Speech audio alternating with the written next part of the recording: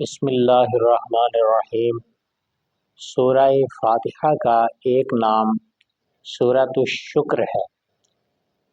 اس کو سورۃ الشکر اس لیے کہتے ہیں کہ اس میں اللہ کی حمد کے ساتھ اس کا شکر ادا کیا جاتا ہے۔ جب کوئی نعمت حاصل ہوتی ہے تو مسلمان کہتے ہیں شکر الحمدللہ، تو اس میں اللہ تعالیٰ کی حمد بھی ہوتی ہے اور شکر بھی ادا ہوتا ہے۔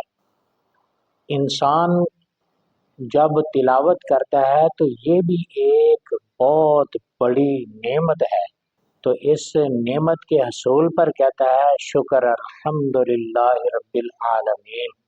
تو اس کو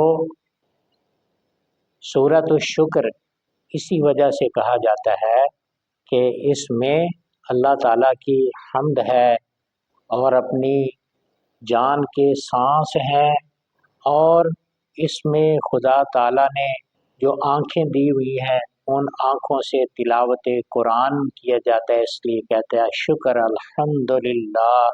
زبان سے بھی ادا کرتا ہے اور دل میں بھی ادب رکھتا ہے اور اپنے اعضاء سے اس کی شکر گزاری کرتا ہے، اس لیے اسے سورۃ الشکر کہتے ہیں۔